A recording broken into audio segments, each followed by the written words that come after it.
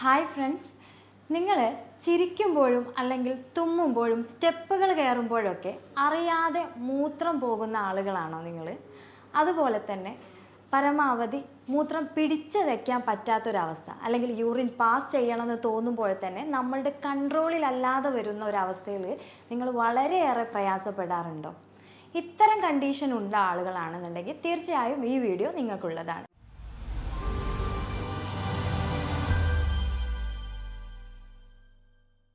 ഞാൻ doctor Haseena, doctor Basil സോമിയ hospital, Pandikkad, Malappuram ജില്ല. എന്താണ് നോർമലി സ്ത്രീകളിലും പുരുഷന്മാരിലും കാണുന്ന ഈ മൂത്ര വാർച്ച അല്ലെങ്കിൽ മൂത്ര ചോർച്ച അല്ലെങ്കിൽ യൂറിൻ ഇൻകോണ്ടിനൻസ് എന്നാണ് നമ്മൾ പറയാൻ പോകുന്നത്. ഇത് സ്ത്രീകളിലും പുരുഷന്മാരിലും ഒരുപോലെ അഫക്റ്റ് ചെയ്യുന്നത് കൊണ്ട് തന്നെ പല റീസൺസ് കൊണ്ടാണെങ്കിലും സൊല്യൂഷൻ രണ്ടുപേർക്കും ഒരുപോലെ ചെയ്തു പോകാൻ പറ്റുന്നതും മെഡിസിൻസിൻ്റെ സഹായമില്ലാതെ തന്നെ നോർമലി സിമ്പിളായിട്ടുള്ള എക്സസൈസിലൂടെ നമുക്ക് മാറ്റിയെടുക്കാൻ പറ്റുന്ന ഒരു കണ്ടീഷൻ കൂടിയാണ് സ്ട്രെസ് ഇൻകോണ്ടിനൻസ് അല്ലെങ്കിൽ അർജിൻ ഇൻകോണ്ടിനൻസ് എന്നൊക്കെ പറയുന്ന നമ്മൾ നോർമലി മൂത്രവാർച്ച എന്ന് പറയുന്ന ഈ ഒരു അസുഖം എന്നുള്ളത്. എന്താണ് ഈ ഒരു കണ്ടീഷൻ അല്ലെങ്കിൽ എന്താണ് ഈ ഒരു കണ്ടീഷൻ വരാനുള്ള ഒരു റീസൺ എന്നാണ് നമ്മളിനി നോക്കാൻ പോകുന്നത്. സ്ട്രെസ് ഇൻകോണ്ടിനൻസ് എന്ന് പറഞ്ഞിട്ടുള്ള സംഭവം, അതുപോലെ തന്നെ യൂറിൻ ഇൻകോണ്ടിനൻസും എന്നുള്ളതും അല്ലെങ്കിൽ ഇത് രണ്ടും ജോയിൻ ചെയ്തിട്ടുള്ള കണ്ടീഷനും എങ്ങനെ പേഷ്യൻറ്റിനെ ബാധിക്കുന്നത് എന്നുള്ളതും കൂടെ നമുക്ക് നോക്കാം. എന്താണ് സ്ട്രെസ് ഇൻകോണ്ടിനൻസ്?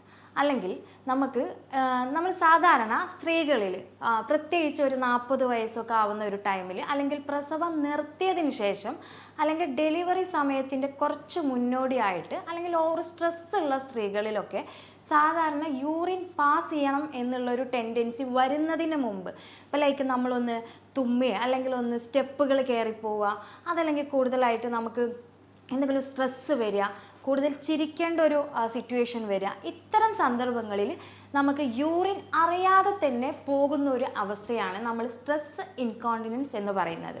ഇത് കൂടുതലായിട്ട് സ്ത്രീകളിലാണ് കാണുന്നത്. പലപ്പോഴും നമ്മളുടെ പേഷ്യൻസൊക്കെ നമ്മളോട് പറയാറുള്ളത് നമുക്ക് കറക്റ്റായിട്ട് പ്രെയർ ചെയ്യാൻ പറ്റുന്നില്ല എന്ന് പറയാറുണ്ട്. അതിപ്പോൾ പല റീജിയനിലായാലും കറക്റ്റായിട്ടൊരു ശുദ്ധി വരുന്നില്ല എന്നുള്ള രീതിയിൽ സംസാരിക്കാറുണ്ട്. അതിൽ കൂടുതൽ പേരും പറയാറുള്ളത് ഇതാണ്, സ്ത്രീകളിലാണ് എന്നുണ്ടെങ്കിൽ നമുക്ക് ജസ്റ്റ് ഒന്ന് എന്തെങ്കിലും അതായത് ഒന്ന് കുനിഞ്ഞ് നിൽക്കുമ്പോൾ തന്നെ യൂറിൻ അറിയാതെ പോകുന്ന ഒരവസ്ഥ വരികയാണ്. ഇതിന് എന്തെങ്കിലും സൊല്യൂഷൻ ഉണ്ടോ? മരുന്ന് എത്ര വേണമെങ്കിലും കഴിക്കാം, അല്ലെങ്കിൽ ഇതിനി ഒരിക്കലും മരുന്നില്ലാതെ മാറ്റാൻ പറ്റില്ല, മരിക്കുന്നത് വരെ ഇതിങ്ങനെ തന്നെ ഈ ഒരു സാഹചര്യമായിട്ട് പോകണം എന്നൊക്കെയാണ് സാധാരണ ഈ ഒരു കണ്ടീഷനെ പറ്റിയിട്ട് സ്ത്രീകളാണെങ്കിലും പുരുഷന്മാരാണ് എന്നുണ്ടെങ്കിലും നമ്മൾ വിചാരിച്ച് വെച്ചിരിക്കുന്ന ഒരു മാറ്റർ എന്നുള്ളത്.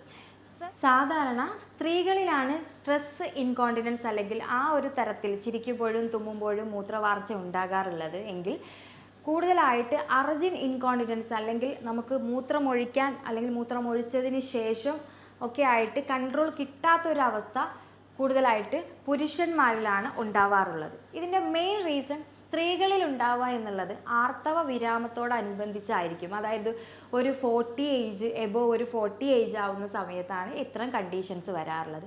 പിന്നെ പൊതുവേ നമുക്ക് കുറേ കാലമായിട്ട് എന്തെങ്കിലും ഭയങ്കരമായിട്ട് സ്ട്രെസ്സിലൂടെ പോകുന്ന സ്ത്രീകളിലും ഇത്തരം പ്രയാസങ്ങൾ കാണാറുണ്ട്. മൂന്നാമതായത് ഡയബറ്റിക്സ് മെലിറ്റിസ് അല്ലെങ്കിൽ പ്രമേഹം പോലെയുള്ള കണ്ടീഷൻ ഉണ്ട് എന്നുണ്ടെങ്കിലും നമുക്ക് നോർമലി ഇങ്ങനെ സംഭവിക്കാം.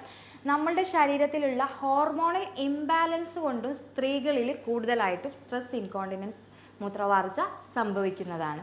ഇനി നമ്മളെ ശരീരത്തിൽ കൃത്യമായിട്ട് തന്നെ നല്ല മെറ്റാബോളിസംസ് നടക്കുന്നില്ല, ശരിയായ രീതിയിൽ വെള്ളം കുടിക്കുന്നില്ല, അതല്ലെങ്കിൽ പ്രോപ്പറായിട്ടൊരു എക്സസൈസ് ഇല്ല എന്നുണ്ടെങ്കിൽ പോലും, അതുപോലെ തന്നെ നമ്മളെ ശരീരത്തിൽ കൂടുതൽ അടിവയറ്റിൽ നല്ല കൊഴുപ്പ് കെട്ടിക്കിടക്കുന്ന ഒരു ഫീലിംഗ് ഉണ്ട് എന്നുണ്ടെങ്കിൽ, പിന്നെ കൂടുതലായിട്ട് മൂത്ര സംബന്ധമായിട്ട് എന്തെങ്കിലും അസുഖങ്ങൾ ഉണ്ട് എന്നുണ്ടെങ്കിൽ നമുക്ക് വല്ല സിസ്റ്റോ അതല്ലെങ്കിൽ മൂത്രക്കല്ല് അതല്ലെങ്കിൽ ആ ഭാഗങ്ങളിൽ വരുന്ന ഇൻഫെക്ഷൻ, ഇതൊക്കെ തന്നെ നമുക്ക് ഇത്തരം കണ്ടീഷനിലോട്ട് സ്ത്രീകളെ എത്തിക്കും എന്നുള്ളതാണ്. നോർമലി നമ്മളെ ശരീരത്തിൽ അല്ലെങ്കിൽ നമ്മുടെ സ്ത്രീകളിൽ കാണിക്കുന്ന BP പോലും ഒരു ടൈംസ് കഴിഞ്ഞാൽ ഈ ഒരു കണ്ടീഷൻ, അതായത് കൂടുതൽ സ്ട്രെസ് ആവുന്ന കണ്ടീഷനിൽ നമുക്ക് ഇത്തരം ഒരു പ്രയാസങ്ങൾ കൊണ്ടെത്തിക്കാറുണ്ട്.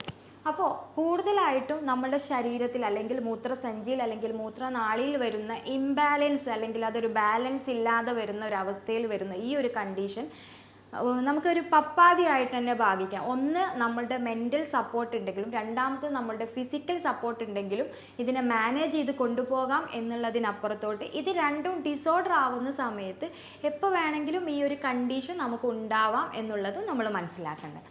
ഇനി നെക്സ്റ്റ് ആണ് അർജന്റ് ഇൻകോണ്ടിനൻസ് എന്ന് പറയുന്നത്. എന്താണ് ഇത്? ഇതെന്താണ് വ്യത്യാസം?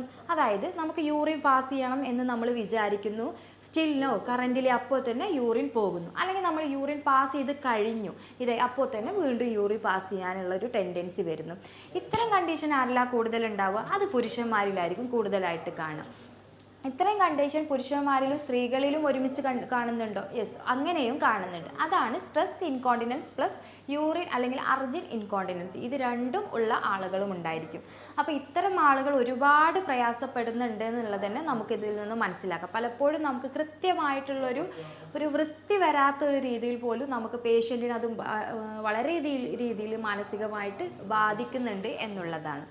ഇങ്ങനെ ഒരു കണ്ടീഷൻ വരികയാണെങ്കിൽ അതിനെന്താണ് റീസൺ? അതും ഇതേ സെയിം റീസൺ തന്നെയാണ്. അതിൽ പ്രത്യേകിച്ച് നമുക്ക് ഉൾപ്പെടുത്താനുള്ളത് പ്രോസ്റ്റേറ്റിസ് അല്ലെങ്കിൽ പ്രോസ്റ്റേറ്റിസ് ഗ്ലാൻഡിന് വരുന്ന ബുദ്ധിമുട്ടുകൾ, അതിൻ്റെ വീക്കം പോലെ എന്തെങ്കിലും വരിക, അതല്ലെങ്കിൽ മറ്റെന്തെങ്കിലും ആ ഭാഗങ്ങളിൽ കാണുന്ന ഗ്ലാൻഡുകൾക്ക് എന്തെങ്കിലും പ്രയാസങ്ങൾ വരിക, അവിടുത്തെ മസിൽസിന് അയവ് വരിക. ഇത്തരം കണ്ടീഷനിലാണ് പുരുഷന്മാരിൽ ഈ ഒരു പ്രക്രിയ അല്ലെങ്കിൽ ഈ ഒരു ആരോഗ്യ പ്രോബ്ലംസ് വന്ന് കാണുന്നത്. ഇനി ഇത് രണ്ടുമുള്ള ആളുകൾ എന്താ ചെയ്യേണ്ടത്? അപ്പോൾ രണ്ടുമുള്ള ആളുകൾക്ക് രണ്ട് പ്രോബ്ലംസും വരാനുള്ള സാധ്യത കൂടുതലാണ്. ഇപ്പോൾ ഒരു പുരുഷനാണ് നമുക്ക് പെട്ടെന്ന് യൂറിൻ പോകണം അല്ലെങ്കിൽ സ്റ്റിൽ നോ യൂറിൻ ഇങ്ങനെ വന്നുകൊണ്ടിരിക്കുകയാണ് എന്നുണ്ടെങ്കിൽ തീർച്ചയായിട്ടും അവർക്ക് ഇത്തരം പ്രയാസങ്ങൾ ഉണ്ടാവും. അതുപോലെ തന്നെ കൂടുതലായിട്ട് സ്ട്രെസ് ഉള്ള ആളുകളാണെങ്കിൽ മൂത്ര സംബന്ധമായിട്ട് പ്രയാസം വരുന്ന ആളുകളാണ്, അവിടുത്തെ മസിൽസിന് ലൂസാണെങ്കിലും കണ്ടീഷൻ എല്ലാം കൂടെ നമുക്ക് ഒരുമിച്ച് വരുന്നൊരു രീതിയും ഉണ്ടാവും. ഇത്തരം ആളുകൾ ചെയ്യേണ്ടത് മെഡിസിൻ എടുക്കുകയാണോ അതല്ല ഇത് ലൈഫ് ലോങ് മുന്നോട്ട് കൊണ്ടുപോവുകയാണോ, ഇത് മാറാത്ത രീതിയിലായിട്ട് മാറ്റിയെടുക്കുകയാണോ, ഇതിന് പെർമനൻ്റ് നമുക്ക് സൊല്യൂഷൻ ഉണ്ടോ, അല്ലെങ്കിൽ നോർമലി നമുക്ക് എന്ത് ചെയ്യാൻ പറ്റും എന്നുള്ള കാര്യങ്ങളൊക്കെയാണ് നമ്മൾ താഴെ പറയുന്നത്. ഇനി ഇത്തരം കാര്യങ്ങൾ കണ്ടുപിടിച്ചു, ഇപ്പോൾ നമുക്ക് ഫോർ എക്സാമ്പിൾ നമ്മൾ പ്രമേഹ രോഗിയാണ്, അപ്പോൾ നമുക്കത് എന്തായാലും കണ്ടീഷൻ ഉണ്ട്, അപ്പോൾ നമ്മൾ പ്രമേഹം ഒരിക്കലും ഇനി മാറാൻ പോകുന്നില്ല. അപ്പോൾ അത്തരം വിഷയങ്ങൾ എന്ത് ചെയ്യും? മാക്സിമം നമ്മൾ നോർമലൈസ് ചെയ്തിട്ട് കൊണ്ടുപോകും. നമ്മളുടെ പ്രമേഹത്തെ നമ്മൾ പരമാവധി അത് എങ്ങനെയാണെങ്കിലും ഡയറ്റിലൂടെ ആണെങ്കിലോ അല്ലെങ്കിൽ ഇൻസുലിൻ ഉപയോഗിച്ചിട്ടോ അല്ലെങ്കിൽ മെഡിസിൻ എടുക്കുന്നവരാണെങ്കിൽ അങ്ങനെയോ മാക്സിമം നമ്മൾ അതിനെ ഒരു ബോർഡർ ലൈനിൽ കീപ്പ് ചെയ്യാൻ ശ്രദ്ധിക്കണം. മാത്രമല്ല പല ആളുകളും നമുക്ക് ഷുഗർ ഉണ്ടാവുമ്പോൾ ഒരു പേഷ്യൻറ്റ്, ചില ആളുകൾ നമ്മൾ ഒരു 10 വർഷം ഷുഗർ ഉണ്ടാവും, പക്ഷെ അവർക്ക് ഇത്തരം ആരോഗ്യ പ്രശ്നങ്ങളൊന്നും ഉണ്ടാവില്ല. ചില പേഷ്യൻസിന് 1-2 വർഷമേ ഷുഗർ സ്റ്റാർട്ട് ചെയ്തിട്ടുള്ളൂ ഉണ്ടാവുകയുള്ളൂ. അപ്പോൾ അവർക്ക് ഒരുപാട് ഇത്തരം പ്രശ്നങ്ങൾ ഉണ്ടാവുകയും ചെയ്യും. അപ്പോൾ അവിടെ വേണ്ടത് ഒരു ഹെൽത്ത് ലൈഫ്, അതായത് ഒരു ഹെൽത്തി ലൈഫ് മെയിൻറ്റെയിൻ ചെയ്യുക എന്നുള്ളതാണ് ആദ്യത്തെ ഇമ്പോർട്ടൻറ്റ് മാറ്റർ. ഇനി നമുക്ക് എന്താണ് ഇതിൽ ആദ്യം ചെയ്യേണ്ടത്? യെസ്, ആദ്യം ചെയ്യേണ്ടത് എന്താണെന്ന് ചോദിച്ചു കഴിഞ്ഞാൽ നമ്മളുടെ പ്രമേഹത്തെ കൺട്രോൾ ചെയ്തു അതിനെ നമ്മൾ എന്ത് ചെയ്യുക? ബാലൻസ് ചെയ്തിട്ട് പോകണം. സോ എങ്ങനെയാണ് ബാലൻസ് ചെയ്തിട്ട് പോകുക? നല്ലൊരു ഡയറ്റ് കൊടുക്കുക, നല്ലൊരു എക്സസൈസ് കൊടുക്കുക. ഡയറ്റ് കൊടുക്കുമ്പോൾ എന്തൊക്കെയാണ് നമ്മൾ പ്രത്യേകിച്ച് ശ്രദ്ധിക്കേണ്ടത്? കിഡ്നിയുമായിട്ട് ബന്ധപ്പെട്ടോ അല്ലെങ്കിൽ മൂത്ര സംബന്ധമായിട്ട് ബന്ധപ്പെട്ടോ ആണ് എന്നുണ്ടെങ്കിൽ കൂടുതലായിട്ട് നമ്മൾ അതിനെതിരായിട്ടുള്ള ലൈക്ക് ഇപ്പം നമ്മുടെ വൃക്കക്കെതിരായിട്ടുള്ളത്, അതല്ല എന്നുണ്ടെങ്കിൽ നമ്മളുടെ ശരീരത്തിൽ സോഡിയം കൂട്ടുന്നത് അല്ലെങ്കിൽ സോഡിയം കുറക്കുന്നത്, അല്ലെങ്കിൽ അതായത് ഉപ്പ് കൂട്ടുന്നത്, BP കൂട്ടുന്നതുമായിട്ടുള്ള കാര്യങ്ങൾ, മൂത്രം പിടിച്ചു വയ്ക്കുന്ന സ്വഭാവമുള്ള ആൾ, അതായത് ആ രീതികളൊക്കെ മാറ്റിയിട്ട് അത് നല്ല രീതിയിൽ കറക്റ്റ് ചെയ്തിട്ട് കൊണ്ടുപോകാം. നമ്മൾ നല്ല രീതിയിൽ ബ്ലഡ് ഉണ്ടാവാനുള്ള ഭക്ഷണങ്ങൾ കഴിക്കുക. പക്ഷേ ചില കണ്ടീഷനിൽ ഇപ്പോൾ ഉദാഹരണമായിട്ട് നമുക്ക് യൂറിക് ആസിഡൊക്കെ ഉള്ള പേഷ്യൻസ് ഒക്കെയാണ് എന്നുണ്ടെങ്കിൽ കൂടുതലായിട്ട് പച്ചക്കറികൾ കഴിക്കാൻ പറ്റില്ല. സോ ആ സമയത്ത് കിഡ്നിക്ക് നമുക്ക് നല്ല ഹെൽത്ത് വേണം. അങ്ങനെയൊക്കെ വരുമ്പോൾ മാത്രമേ അവിടുത്തെ മസിൽസിന് ഒരു റിലാക്സേഷൻ കിട്ടുകയും അങ്ങനെ ചെയ്യും. അപ്പോൾ നിങ്ങൾ കറക്റ്റായിട്ട് എല്ലാം കൂടെ ചേർത്തിട്ട് നല്ല രീതിയിൽ ഒരു ഡയറ്റ് അല്ലെങ്കിൽ നല്ല ഒരു പ്ലാൻ ആദ്യം നിങ്ങളുടെ ശരീരത്തിൽ ഉണ്ടാക്കുക എന്നുള്ളത്. ഇത് പ്രമേഹത്തിൻ്റെ കാര്യം മാത്രം പറയുമ്പോഴല്ല, പ്രമേഹമായിട്ട് ബന്ധപ്പെട്ട് അതുപോലെ തന്നെ നമ്മൾ BP ഷുഗറും ഒക്കെ ആയിട്ട് ബന്ധപ്പെട്ട് ഈ റീസൺസ് അല്ലെങ്കിൽ ഇത്തരം കാര്യങ്ങൾ ഉണ്ട് എന്നുണ്ടെങ്കിൽ ഇത് മാനേജ് ചെയ്യുക എന്നുള്ളതാണ്. ഇത് നമ്മൾ ആദ്യം പറഞ്ഞിട്ടുള്ള കണ്ടീഷനായിട്ടുള്ള സ്ട്രെസ് അർജന്റ് ഇൻകോണ്ടിനൻസ് അല്ലെങ്കിൽ നമ്മൾ തുമ്മുമ്പോഴും ചുമയ്ക്കുമ്പോഴും ഒക്കെ യൂറിൻ പോകുന്ന ഈ ഒരു സിറ്റുവേഷൻ നമുക്ക് സ്ത്രീകളിൽ കാണുമ്പോൾ ഇത്തരം പ്രശ്നങ്ങളൊന്നുമില്ല, പക്ഷേ ഹോർമോണൽ ഇംബാലൻസ് ആണ്. ആർത്തവവിരാമം വരുമ്പോൾ അല്ലെങ്കിൽ വരുന്നതിന് തൊട്ട് മുന്നോടിയായിട്ടൊക്കെ വരുന്ന ഒരു അവസ്ഥയാണ്. അപ്പോൾ അതിനെ ഒരിക്കലും നമുക്ക് ബാലൻസ് ചെയ്യാൻ പറ്റില്ല. സോ അതിന് നമ്മൾ ചെയ്യേണ്ട കാര്യം ഇതുപോലെ തന്നെ നല്ലൊരു ഡയറ്റ് പ്ലാൻ അല്ലെങ്കിൽ നല്ലൊരു എക്സസൈസ് ഉണ്ടാക്കുക എന്നുള്ളതാണ്. ഈ എക്സസൈസും ഡയറ്റും ചെയ്ത് കഴിഞ്ഞാൽ ഇതിനെ കൺട്രോൾ ചെയ്യാൻ പറ്റുമോ എന്ന് പല പേഷ്യൻസും ചോദിക്കാറുണ്ട്. തീർച്ചയായിട്ടും കൺട്രോൾ ചെയ്യാൻ പറ്റും. തുടക്കത്തിൽ തന്നെയാണെങ്കിൽ നമുക്കതിനെ പൂർണ്ണമായിട്ട് തന്നെ മാറ്റിയെടുക്കുക എന്നുള്ളതാണ്. നമുക്ക് ആർത്തവ വിരാമം സംഭവിച്ച സ്ത്രീകളിൽ കാണുന്ന മറ്റ് ലൈഫ് സ്റ്റൈൽ ചേഞ്ചസ് അല്ലെങ്കിൽ ആരോഗ്യപരമായിട്ടുള്ള ചേഞ്ചസുകളെ നമ്മൾ റീപ്ലേസ് ചെയ്യുക. അതായത് അവർക്ക് കറക്റ്റായിട്ട് നല്ല ഹോർമോൺ ലൈക്ക് ചിയാസീഡ് പോലെയുള്ള അല്ലെങ്കിൽ ഒമേഗ 3 ഫാറ്റി ആസിഡ് അത്തരം നട്ട്സുകളൊക്കെ ധാരാളം കഴിച്ചിട്ട് അതിൽ നിന്ന് കിട്ടുന്ന നല്ല നല്ല കാര്യങ്ങൾ നമ്മളുടെ ശരീരത്തിൽ കറക്റ്റ് ചെയ്ത് കൊണ്ടുവരിക. അതോടൊപ്പം തന്നെ നല്ല രീതിയിൽ ഉറങ്ങുക. ഇത്തരം കാര്യങ്ങളൊക്കെ ശ്രദ്ധിക്കുകയാണെങ്കിൽ തന്നെ നമുക്കൊരു പരിധിവരെ ആർത്തവ വിരാമം വന്നതിന് ശേഷമുള്ള ഈ ഒരു ബുദ്ധിമുട്ടാണെങ്കിൽ നമുക്ക് മാറ്റിയെടുക്കാൻ പറ്റും. ഇനി നമുക്ക് നെക്സ്റ്റ് പറയാനുള്ളത് വെച്ചാൽ നമുക്ക് ഒരു പ്രസവം നിർത്തിയതിന് ശേഷം അതല്ലെങ്കിൽ C-സെക്ഷൻ അല്ലെങ്കിൽ അതായത് സിസേറിയൻ കഴിഞ്ഞ ആളുകളിലൊക്കെ ഇത് കാണിക്കാറുണ്ട്. അപ്പോൾ അത്തരം കണ്ടീഷൻ ഉണ്ടാകുന്ന സമയത്ത് നമുക്ക് ഇങ്ങനെയൊക്കെ തന്നെയാണ് നമ്മൾ മെയിൻറ്റെയിൻ ചെയ്തു പോകേണ്ടത്. അതുപോലെ തന്നെ നമ്മൾ ശ്രദ്ധിക്കേണ്ട കുറച്ച് എക്സസൈസുകൾ നമ്മളിവിടെ പറയാൻ പോകുന്നുണ്ട്. അതും നമുക്ക് ചെയ്തു നോക്കാം. വളരെ സിമ്പിളായിട്ട് നമുക്ക് ഡെയിലി ഒരു 10 മിനിറ്റ് എല്ലാ എക്സസൈസും നമുക്ക് ഒരു 10 ടൈംസ് ടു 20 ടൈംസ് നമ്മൾ ചെയ്യുകയാണെങ്കിൽ 10 മുതൽ 20 വരെ ചെയ്യുകയാണെങ്കിൽ ഈ ഒരു കണ്ടീഷനെ പരമാവധി നമുക്ക് ഒഴിവാക്കാൻ പറ്റും. ഇപ്പോൾ മുൻപ് പറഞ്ഞിട്ടുള്ള പല ഡിസീസിൻ്റെ ഭാഗമായിട്ടാണ് നമുക്ക് ഇത്തരം ഇഷ്യൂസ് ഉണ്ടെങ്കിൽ തീർച്ചയായിട്ടും ആ ഡിസീസ് അത് നമുക്ക് മൂത്രത്തിൽ കല്ലാവട്ടെ അല്ലെങ്കിൽ പ്രോസ്റ്റേറ്റിസ് അല്ലെങ്കിൽ എന്തെങ്കിലും അവിടെ വരുന്ന പ്രശ്നങ്ങളാവട്ടെ, പെൽവിക് ഓർഗൻസിൽ വരുന്ന പ്രശ്നങ്ങളാവട്ടെ, അതല്ല മാനസികപരമായിട്ട് വരുന്ന സ്ട്രെസ് ആവട്ടെ, എന്താണ് എന്നുണ്ടെങ്കിലും ആദ്യത്തെ ഘട്ടം അതിനെ കറക്റ്റായിട്ട് മാനേജ് ചെയ്യുക എന്നുള്ളതാണ് ഫസ്റ്റ് സൊല്യൂഷൻ എന്ന് പറയുന്നത്. ഇപ്പോൾ ഇത്രയും സൊല്യൂഷൻസ് നമ്മൾ കറക്റ്റ് ചെയ്തു. ഇപ്പോൾ BP ഉള്ളവർ നോർമലൈസ് ചെയ്തിട്ട് കൊണ്ടുവരുന്നുണ്ട് ടാബ്ലറ്റ് എടുത്തിട്ട്. അതുപോലെ തന്നെ നമുക്ക് പ്രോപ്പറായിട്ട് ഇപ്പോൾ സ്റ്റോണൊക്കെ ഉള്ള ആളുകൾ അത് ക്ലിയർ ചെയ്തു. അത്തരം കണ്ടീഷനൊക്കെ ചെയ്ത് കഴിഞ്ഞിട്ടും ഇത് മാറുന്നില്ലെങ്കിൽ നെക്സ്റ്റ് അല്ലെങ്കിൽ ഇതിൻ്റെ കൂടെ തന്നെ നമ്മൾ ചെയ്യാൻ പറ്റുന്നതാണ് നമ്മൾ താഴെ പറയുന്ന എക്സസൈസുകൾ എന്ന് പറയുന്നത്. അപ്പോൾ ആദ്യത്തെ എക്സസൈസ് എന്ന് പറയുന്നത് നമ്മൾ പ്ലെയിൻ ആയിട്ട് കിടക്കും എന്നുള്ളതാണ്. നമ്മൾ പ്ലെയിൻ ആയിട്ട് കിടന്നതിന് ശേഷം ജസ്റ്റ് നമ്മുടെ കാലുകൾ, അതായത് നമ്മളുടെ പെൽവിക് ഓർഗൻസ് നല്ല ക്ലോസ്ലി വെച്ചിട്ട് 2 ലെഗ്സും നല്ല രീതിയിൽ റിലാക്സ് ചെയ്തിട്ട് വിടുക. കാലും കൈയും അതുപോലെ തന്നെ ഇതുപോലെ റിലാക്സ് ചെയ്തിട്ട് നമ്മൾ ആദ്യത്തെ തവണ 2 to 3 സെക്കൻഡ് വരെ നമ്മൾ റിലാക്സ് ചെയ്തിട്ട് കിടക്കുക. പിന്നെ അതേ പൊസിഷനിൽ തന്നെ നമ്മൾ നന്നായിട്ട് അല്ലെങ്കിൽ നമ്മൾ നല്ല പോലെ കിടക്കുന്ന സമയത്ത് നല്ല ബ്രീത്ത് ഉള്ളിലോട്ട് എടുക്കുക. അതുപോലെ തന്നെ നമുക്ക് എത്ര മാക്സിമം ഹോൾഡ് ചെയ്ത് വെക്കാൻ പറ്റും, അതായത് ശ്വാസം പിടിച്ച് വെക്കാൻ പറ്റും അത്രത്തോളം പിടിച്ച് വെച്ചതിന് ശേഷം ക്ലിയർ ആയിട്ട് നമ്മൾ റിലാക്സ് ചെയ്തിട്ട് ബ്രീത്ത് ഔട്ട് ചെയ്യുക, ആദ്യത്തെ സ്റ്റെപ്പ്. ദെൻ സെക്കൻഡ് ഒരു 1 മിനിറ്റിന് ശേഷം നമ്മൾ ജസ്റ്റ് ഇതുപോലെ തന്നെ പ്ലെയിൻ ആയിട്ട് കിടന്നിട്ട് നമ്മുടെ 2 കാലുകൾ ജസ്റ്റ് മേലോട്ട് നമ്മൾ ഹോൾഡ് ചെയ്ത് വെക്കുക. ആ സമയത്തും അതുപോലെ തന്നെ നമുക്കൊരു 30 to 40 സെക്കൻഡ് അതുപോലെ ജസ്റ്റ് ഹോൾഡ് ചെയ്ത് വെച്ചിട്ട് അതിനുശേഷം പതുക്കെ നമ്മളുടെ ബട്ടക്സ് ജസ്റ്റ് നമ്മളുടെ നടുഭാഗം ഉയർത്തിപ്പിടിച്ച് കുറച്ച് ടൈംസ്, അതായത് അതും ഇതുപോലെ ഒരു 40 to 50 സെക്കൻഡ് നമ്മൾ ഹോൾഡ് ചെയ്ത് വെക്കുക. ശേഷം നമ്മൾ റിലാക്സ് ആവുക. വീണ്ടും നമ്മൾ ഇതേപോലെ തന്നെ ഇത് കണ്ടിന്യൂ ചെയ്ത് വരിക. മൂന്നാമത്തത് നമ്മൾ പറയുന്നത് സാധാരണ നമ്മൾ ചെരിഞ്ഞ് കിടന്നതിന് ശേഷം നമ്മളുടെ 2 കാലുകളും ഒരേ പൊസിഷനിൽ വെച്ചിട്ട് നമ്മളുടെ കാലുകൾ മാത്രം ജസ്റ്റ് ഒന്ന് ഉയർത്തി അല്ലെങ്കിൽ സൈഡ് വൈസ് കൊണ്ടുവരുന്ന എക്സസൈസാണ്.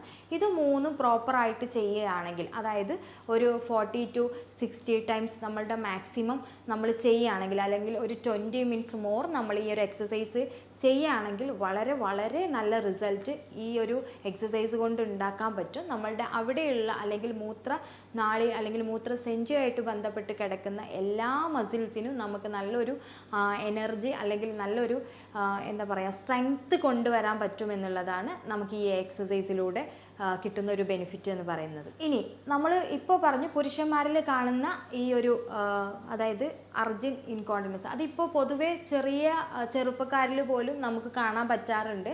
അപ്പോൾ അത്തരം കണ്ടീഷൻ ഉണ്ടാകുമ്പോൾ പരമാവധി വൃക്കകൾക്ക് ഹാനികരമാകുന്ന നമ്മൾ കഴിക്കുന്ന വെള്ളം, പാനീയങ്ങൾ അതൊക്കെ പരമാവധി നിങ്ങൾ ഒഴിവാക്കുക. ചെറുപ്പക്കാരിലാണ് ഈ ഒരു കണ്ടീഷൻ ഉണ്ട് എന്നുണ്ടെങ്കിൽ അതുപോലെ തന്നെ പറഞ്ഞിട്ടുള്ള എക്സസൈസുകൾ പ്രോപ്പറായിട്ട് ചെയ്യുക. പഞ്ചസാരയുടെ ഒരു ഉപയോഗം നിങ്ങൾ മാക്സിമം കുറയ്ക്കുക. പിന്നെ നന്നായിട്ട് ഉറങ്ങുക എന്നുള്ളതാണ് ഒരു സൊല്യൂഷൻ എന്ന് പറയുന്നത്. അതുപോലെ തന്നെ പ്രോസ്റ്റേറ്റിസ് പോലെയുള്ള ബുദ്ധിമുട്ടുകൾ വരികയാണെങ്കിൽ തീർച്ചയായിട്ടും അതിന് എന്താണ് ചെയ്യേണ്ടത്? മെഡിസിനിലൂടെ ആണെങ്കിൽ മെഡിസിൻ, അതല്ല മറ്റ് സൊല്യൂഷൻ ആണെങ്കിൽ അത് ചെയ്ത് കഴിഞ്ഞാൽ തന്നെ ഈ ഒരു കൺട്രോൾ അല്ലെങ്കിൽ ഈ ഒരു പ്രയാസത്തെ നമുക്ക് കൺട്രോൾ ചെയ്യാൻ പറ്റും എന്നുള്ളതാണ്. ഇനി ബാക്കി നമ്മൾ പൊതുവേ ചെയ്യേണ്ട കുറച്ച് കാര്യങ്ങളെ പറ്റിയിട്ടാണ് പറയാൻ പോകുന്നത്. കുറേ ആളുകൾ ചോദിക്കാറുണ്ട്, നമുക്ക് ഇത്തരം കണ്ടീഷനിൽ ഫസ്റ്റ് മാനേജ് ചെയ്യാൻ പറ്റുന്ന കാര്യം എന്താണ് എന്നുള്ളത്. ഫസ്റ്റ് ഇപ്പോൾ നമ്മൾ പല ആളുകളുടെയും പരാതി എന്ന് പറയുന്നത് നമുക്ക് എങ്ങോട്ട് പോകാൻ പറ്റുന്നില്ല, ഡ്രസ്സിൽ യൂറിൻ ആവുകയാണ്, മൂത്രമാവുന്ന ഒരു ബുദ്ധിമുട്ട് വരികയാണ് എന്നുള്ളതാണ്. അത്തരം കണ്ടീഷനിൽ നിങ്ങൾക്ക് അതിനാവശ്യമായിട്ടുള്ള പാഡുകൾ നിങ്ങൾക്ക് യൂസ് ചെയ്യാവുന്നതാണ്. നമ്മൾ 1 to 2 ഡ്രോപ്സ് വരെയൊക്കെ ആയിരിക്കും നമുക്ക് യൂറിൻ ആ ഒരു അവസ്ഥകളിൽ വന്നു പോകുന്നത്. സോ ആ ടൈമിൽ നിങ്ങൾക്ക് തീർച്ചയായിട്ടും അത്തരം കണ്ടീഷനിൽ നിങ്ങൾക്ക് പാഡുകൾ യൂസ് ചെയ്യാവുന്നതാണ്. പുരുഷന്മാർക്കാണെങ്കിലും സ്ത്രീകൾക്കാണെങ്കിലും അത്തരം വിഷയങ്ങളിൽ ആദ്യഘട്ടത്തിൽ അത് ചെയ്യാം. രണ്ടാമതായിട്ട് നമ്മൾ ചെയ്യേണ്ടത് മുന്നേ പറഞ്ഞിട്ടുള്ള എക്സസൈസുകൾ പ്രോപ്പറായിട്ട് നിങ്ങൾ ചെയ്യുക. ഇതിൻ്റെ ഒരു കാലയളവ് എന്ന് പറയുന്നത് തുടക്കക്കാരാണെങ്കിൽ തീർച്ചയായിട്ടും ഒരു 3 മുതൽ 6 മാസത്തിൻ്റെ ഉള്ളിൽ എന്തായാലും അത് ക്ലിയർ ആകും. കൂടുതലായിട്ട് സിവിയറിറ്റി ഉണ്ടെങ്കിലാണ് നമ്മൾ ഫർദറായിട്ട് അല്ലെങ്കിൽ മെഡിക്കേഷൻ എടുക്കേണ്ട ഒരു കണ്ടീഷനിലോട്ട് പോകുന്നത്, മെഡിസിൻ എടുക്കേണ്ട ഒരു കണ്ടീഷനിലോട്ട് പോകുന്നത്. തേർഡ് വൺ, നമ്മൾ എന്താണ് മുമ്പ് പറഞ്ഞ പോലെ എന്താണ് കംപ്ലയിൻസ് എന്നുള്ളത് കണ്ടെത്തിയിട്ട് അതിനാദ്യം ഒരു സൊല്യൂഷൻ ഉണ്ടാക്കുക. ഫോർ എക്സാമ്പിൾ, നമുക്ക് ആർത്തവവിരമാണ് സംഭവിച്ചതിന് ശേഷമാണ് പ്രശ്നം വന്നത്. ഓക്കെ, അപ്പോൾ അതിനുശേഷം നമ്മുടെ ലൈഫ് സ്റ്റൈൽ മാനേജ് ചെയ്യുക. ഉറക്കക്കുറവുണ്ടെങ്കിൽ അത് മാനേജ് ചെയ്യാം. അതുപോലെ തന്നെ അണുബാധ ഉണ്ടെങ്കിൽ അതിനുള്ള ട്രീറ്റ്മെൻറ്റ് എടുക്കാം. അല്ലെങ്കിൽ സ്റ്റോൺ ഉണ്ടെങ്കിൽ അത് റിമൂവ് ചെയ്യാനുള്ള കാര്യങ്ങൾ ചെയ്യാം. അതല്ല എന്നുണ്ടെങ്കിൽ നമുക്ക് സി സെക്ഷൻ്റെ ഭാഗമായിട്ട് വന്നതാണെങ്കിൽ എന്താണ് കംപ്ലയിൻസ്, ഗർഭപാത്രം ഇറങ്ങി വന്നിട്ടുണ്ടോ, അതല്ലെങ്കിൽ വേറെ ഉള്ളിൽ എന്തെങ്കിലും പ്രയാസങ്ങളുണ്ടോ, മറ്റെന്തെങ്കിലും അണുബാധകളുണ്ടോ, എന്തെങ്കിലും സിസ്റ്റുകൾ വന്ന് തങ്ങി നിൽക്കുന്നുണ്ടോ, ഫൈബ്രോയിഡ് പോലെ എന്തെങ്കിലും സ്ത്രീകളിൽ ഇഷ്യൂസ് ഉണ്ടോ, ഇതൊക്കെ ഒന്ന് ഐഡൻറ്റിഫൈ ചെയ്ത് അത്തരം എന്തെങ്കിലും ഇഷ്യൂസ് ഉണ്ട് എന്നുണ്ടെങ്കിൽ തൽക്കാലം അത് നമ്മൾ മാനേജ് ചെയ്യുക. അത് മെഡിസിൻ എടുത്തിട്ടോ അതല്ലാതെ അതെന്താ എന്നുള്ള രീതിയിൽ നിങ്ങൾ നോക്കിയിട്ട് ചെയ്യാം. സെക്കൻഡ് ഓപ്ഷൻ എന്നുള്ളത് നന്നായിട്ട് പകൽ ടൈമിൽ വെള്ളം കുടിക്കുക. വെള്ളം നന്നായിട്ട് കുടിക്കുക. രാത്രി നമ്മൾ വെള്ളം കുടിക്കേണ്ട ആവശ്യമില്ല. അത്യാവശ്യം മാത്രം 1/2 ഗ്ലാസ്സോ അല്ലെങ്കിൽ 1 ഗ്ലാസ്സോ വെള്ളത്തിൽ ഒതുക്കുക. പകൽ ടൈം നന്നായിട്ട് നമ്മൾ വെള്ളം കുടിക്കുക. അതുപോലെ തന്നെ യൂറിൻ, നമുക്ക് ഇത്തരം കണ്ടീഷനിൽ പോകുന്ന ആളുകൾ മാക്സിമം യൂറിൻ പാസ് ചെയ്യണം തോന്നുന്നതിന് മുൻപായിട്ട് നമുക്ക് കിട്ടുന്ന സാഹചര്യങ്ങളിൽ യൂറിൻ വോയിഡ് ചെയ്യുക അല്ലെങ്കിൽ നമ്മൾ ഒഴിവാക്കുക. അതുപോലെ തന്നെ നമുക്കിപ്പോൾ വെള്ളം കുടിക്കാത്തൊരു സാഹചര്യമാണെന്ന് വിചാരിക്കുക, ഇപ്പോൾ യൂറിൻ പാസ് ചെയ്യണമെന്നില്ല. അപ്പോൾ നമ്മൾ ഒരു പാസിങ് കപ്പാസിറ്റി കൊടുക്കാൻ വേണ്ടിയിട്ട് നമ്മളുടെ ബ്ലാഡറിനെ ശീലിപ്പിക്കുക. അപ്പോൾ നമുക്ക് കുറച്ച് സമയം, അതായത് ഈ പെട്ടെന്ന് പോകുന്ന ഒരു കണ്ടീഷനെ നമുക്ക് അങ്ങനെ മാറ്റിയെടുക്കാൻ പറ്റും.